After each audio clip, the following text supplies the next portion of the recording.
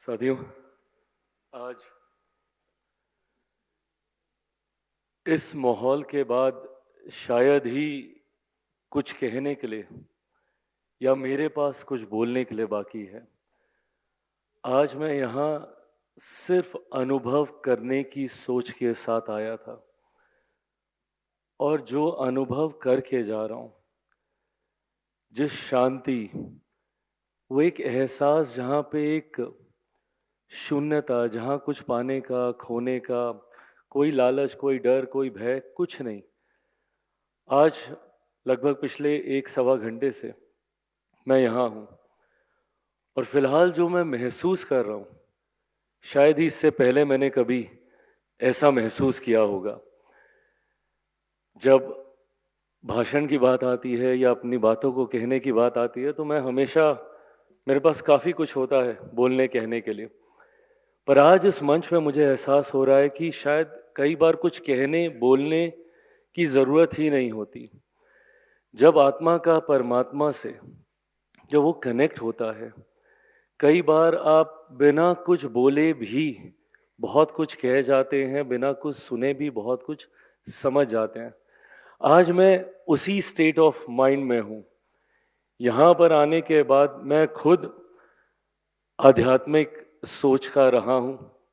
I been spiritual for the longest time in my life, but then of course पिछले कुछ साल मेरे जीवन में ऐसे रहे, काफ़ी उतार चढ़ाव वाले, जिसकी वजह से स्पिरिचुअल के साथ साथ मैं रिलीजियस भी हुआ।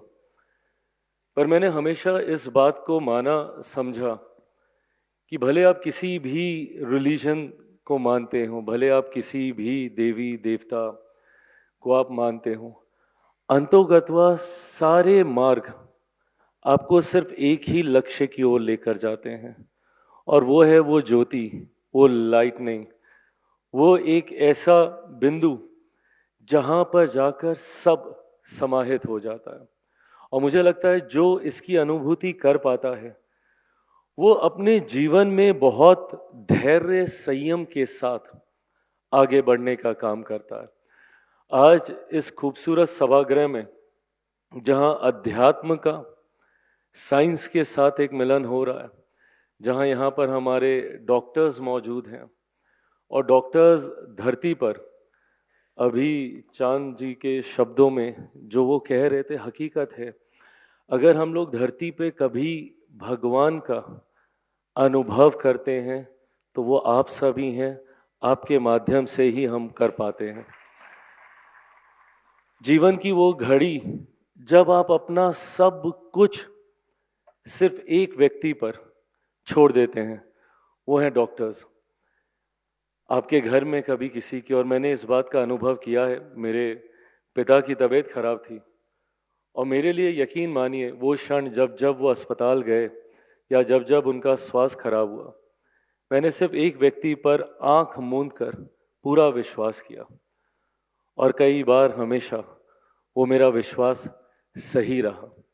मैं मानता हूं कि ऊपर वाले ने मानवता की सेवा के लिए सबसे ज्यादा अगर किसी को शक्तियां दी हैं तो वो आप सभी हैं। जीवन को जन्म देना, जहां हमारी आधी आबादी, मैं महिलाओं को हमेशा मैं कहता हूं कि उनकी तुलना कभी किसी से नहीं की जा सकती। हमारे देश की नहीं, हमारी दुनिया की आधी आबादी है, और कई बार हम जैसे लोग जो ना जाने किसने हम लोग को ये अधिकार दिया कि हम लोग नारी सशक्तिकरण की हम लोग बातें करने लगते हैं, महिलाओं के हक अधिकार की हम लोग बातें करने लगते हैं। और मैं मानता हूं हम लोग कोई नहीं है कि हम लोग महिलाओं को अधिकार देने की बात करें। सृष्टि की जननी है महिलाएं, अगर महिला ना हो तो हम नहीं हैं। और ये अहंकार हम में कहाँ से आता है कि हम उनको ताकत देने की बात करें, जिन्होंने हमको जन्म दिया, जिन्होंने हमको सांसें दी, जिन्होंने हमको बोलना चलना सिखाया। आज हम लोग ना जाने किस भ्रम में जी रहे हैं कि हम लोग बात करते हैं कि हम लोग महिलाओं को सशक्त करेंगे। तो मैं मानता हूं कि जहां एक तरफ परमात्मा ने सबसे ज्यादा शक्तियां महिलाओं को दी, तो उसी के साथ में उन डॉक्टर्स, उन चिकित्सकों को दी जो उस जीवन के संरक्षण की जिम्मेदारी लेते हैं। जिस महिला ने उस जीवन को देने का काम किया, इस सृष्टि के जनन का काम किया, उसके संरक्षण की ताकत अगर इस धरती पे किसी में है तो वो आप सब में है। और इसीलिए आप सब ने भी हमेशा निस्वार्थ होकर मानवता की सेवा में अपने जीवन को बिताने का काम किया। हम में से कोई नहीं भूल सकता, और जितनी बार हम लोग इस बात का जिक्र करें उतना कम है। कोरोना का वो दौर, कोविड का वो समय हम सब ने देखा, जहां हम सब उस डर से, उस भय से कि कहीं हमें ये बीमारी ना लग जाए, हम सब आइसोलेशन में अपने घर परिवार के लोगों से भी हम लोग दूरी बना के रखे हुए थे। पर आप लोगों ने बिना परवाह किए, बिना सोचे, ना अपनी ना अपने परिवार की, एक ऐसे व्यक्ति के लिए जिसको संभवतः आप जानते भी नहीं होंगे और कभी दोबारा मिले नहीं मिले ये भावना भी आपके मन में नहीं होगी, उसके लिए सारे डर भय को दूर करके आपने दिन रात उनकी सेवा करने का काम किया।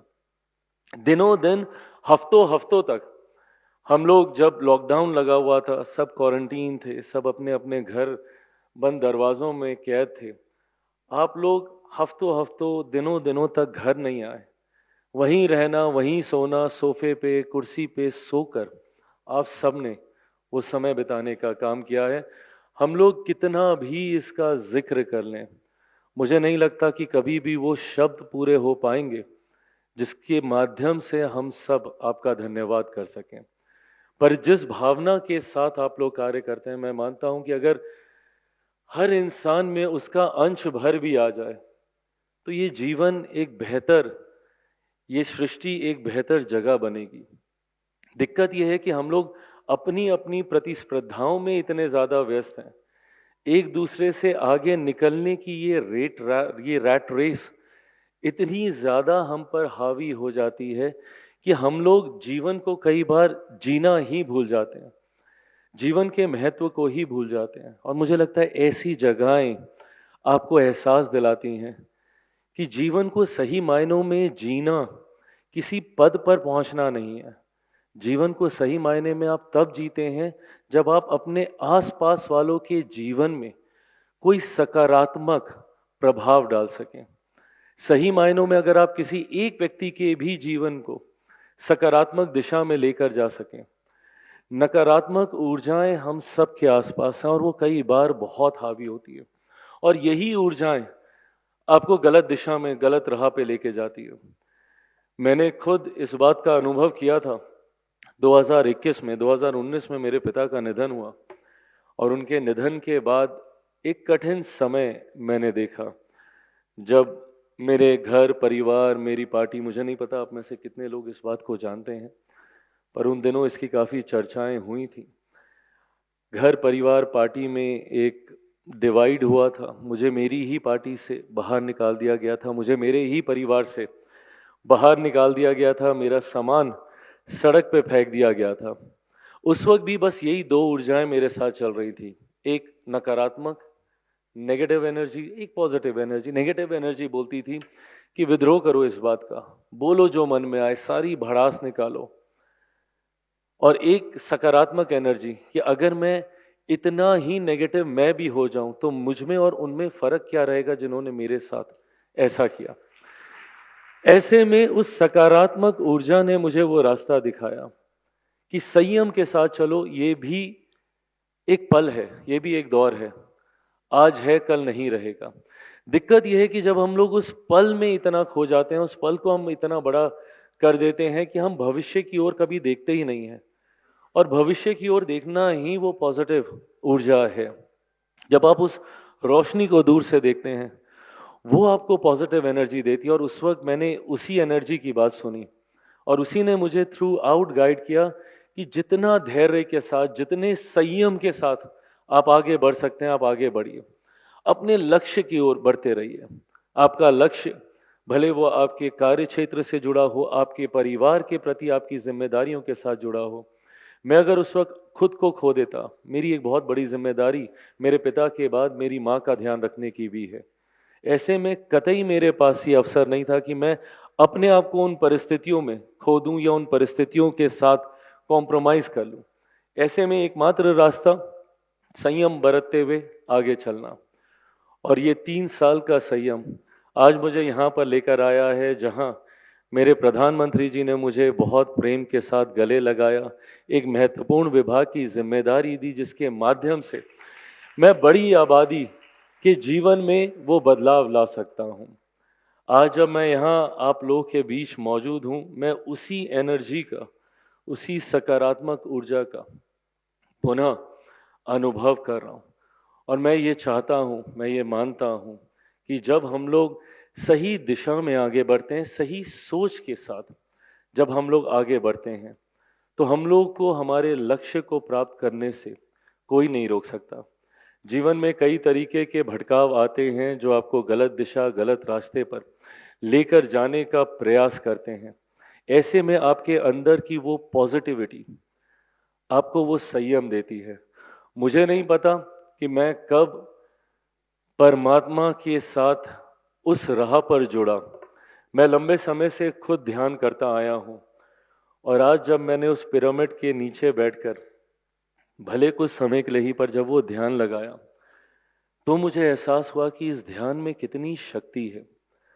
हम सब यहाँ पे डॉक्टर्स मौजूद हैं, ज़रूर हम लोग स्वास्थ्य की बात करते हैं, शारीरिक चिंतन पे हम लोग कई बार विमर्श हम लोग करते हैं। शरीर के हर एक ऑर्गन को कैसे हम लोग स्वस्थ रखें, उसको लेकर हम लोग चर्चा करते हैं और निरंतरता में इसके ऊपर अध्ययन होता है। आपका हार्ट कैसे स्वस्थ रहे, किडनीज कैसे स्वस्थ रहें, लिवर कैसे स्वस्थ रहे, शरीर का हर एक अंग। पर मैं मानता हूँ जो व्यक्ति दिमाग से स्वस्थ है, मानसिक रूप से जो व्यक्ति स्वस्थ है, मुझे नहीं लगता कि उसको बाकी किसी चिंता करने की जरूरत है। उसका शरीर अपने आप स्वस्थ हो जाता है जब वो मानसिक तौर पर स्वस्थ होता है, मानसिक तौर पर स्थिर होता है। ये दिमागी स्टेबिलिटी कई बीमारियों को दूर करने का काम करती है। ये वो पॉजिटिव एनर्जी है जो दिमाग से चल के आपके शरीर के हर एक अंग तक जाती है। पावर ऑफ मैनिफेस्टेशन में मैं बहुत बिलीव करता हूँ। मैं मानता हूँ कि आप अगर पॉजिटिव ऊर्जा के साथ किसी चीज़ को मैनिफेस्ट करें, कोई कारण नहीं है कि वो चीज़ आपके पास नहीं हो। पॉजिटिव मैनिफेस्टेशन से जब आप अपना ध्यान रखते हैं, अपने शरीर का ध्यान रखते हैं, कई बार हमारी प्रकृति ने हमें खुद के अंदर वो शक्ति दी है कि हम खुद को भी हील कर सकते हैं। पर हम लोग खुद को हील इसलिए नहीं कर पाते क्योंकि वो नेगेटिविटी हमारे आसपास इतनी होती है। ऐसे में मैं मानता हूं कि ये वो मंच है जो एक खूबसूरत मिश्रण है, जहां आप शारीरिक, आप शरीर को कैसे स्वस्थ रखें, इस पर तो हम लोग आज यहाँ पर चर्चा कर ही रहे हैं, बट मानसिक तौर पर आप कैसे अपने आप को आप स्थिर रख सकें, स्वस्थ रख सकें। मुझे लगता है ये वो मंच उस ऊर्जा को भी दर्शाता है। आई कांट थैंक इनफ कि मुझे आप सब ने ये मौका दिया यहाँ आने का। मुझे नहीं लगता कि मैं कोई भी हूँ यहाँ पर आकर किसी भी तरीके की बातों को कहने का, क्योंकि जो ज्ञान यहाँ पर है, इस जगह में है, इस स्थल पे है, आप सबके पास है। उस ज्ञान से हम लोग आगे बढ़ने का काम कर रहे हैं, और यही कारण है कि आज देश में ही नहीं, दुनिया में करोड़ों लोग इस संस्था के साथ जुड़े हुए हैं, इस सोच के साथ, इस विचार के साथ जुड़े हुए हैं। मेरे खुद के परिचितों में कितने ऐसे हैं। माउंट आबू का भी शाह जी ने जिक्र किया। मुझे सौभाग्य प्राप्त हुआ, लगभग हो गए होंगे इस बात को 2-2.5 दशक, मुझे ये सौभाग्य मिला था कि मैं वहाँ पर गया।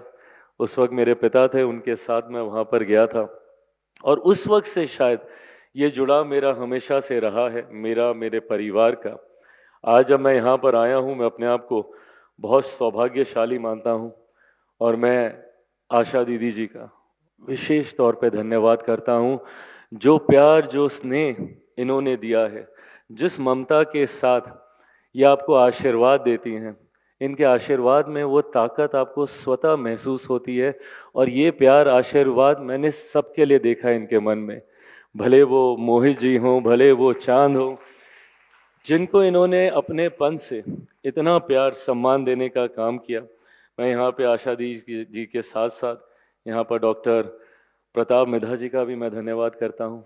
उन्होंने अपने खूबसूरत शब्दों से हम सबको मार्गदर्शन देने का काम किया। यहाँ पे बनारसी लाल जी, जो मेरे ही गृह राज्य से आते हैं, और हम लोग को मिलकर अभी बिहार को और इस देश को बहुत आगे लेकर जाना है। यहाँ पर मौजूद श्रीमती योगिता स्वरूप जी का, यहाँ पर मौजूद डॉक्टर रीना जी का, यहाँ पर मौजूद बीके लक्ष्मी जी का, यहाँ पर मौजूद इस संस्था से जुड़े हुए हर एक व्यक्ति का जिन्होंने मुझे ये मौका दिया। यहाँ पर इस कमरे में मौजूद सारे डॉक्टर्स, चिकित्सक, यहाँ पे मौजूद तमाम साथीगण, आप सब लोगों ने मुझे ये मौका दिया कि मैं आपके बीच आकर अपनी बातों को मैं रख सकूं। पर मैं ये मानता हूं कि मैं यहाँ से बहुत कुछ लेकर जा रहा हूं, और आप सबका भी आने वाले दिनों में वही अनुभव रहेगा। अभी विजिटर्स बुक में मैंने इस बात को अंकित भी किया कि मैं यहाँ से I am going as a better person, और धैर्य और शांति और ग्रेविटी और संयम के साथ मैं यहाँ से जा रहा हूँ, जो यकीनन जिस राह पे मैं निकला हूँ, जिस लक्ष्य के साथ मैं निकला हूँ, उस दिशा में मुझे और ज़्यादा प्रोत्साहित करने का काम करेगा। इन्हीं शब्दों के साथ बहुत बहुत धन्यवाद। जय हिंद। बहुत बहुत शुक्रिया। और भाई साहब, हम आपसे एक प्रॉमिस चाहते हैं कि जो आप कुछ 2-2.5 दशक पहले माउंट आबू गए थे, तो आप फिर से, जो आपने थोड़े समय में इतना सा अनुभव किया, तो हेडक्वार्टर्स है माउंट आबू, वहाँ आपको कितना सुंदर अनुभव होगा। तो हम पूरे हक से आपको रिक्वेस्ट करते हैं कि आप माउंट आबू आएं और पधारें और अनुभव करें। आपका बहुत बहुत शुक्रिया।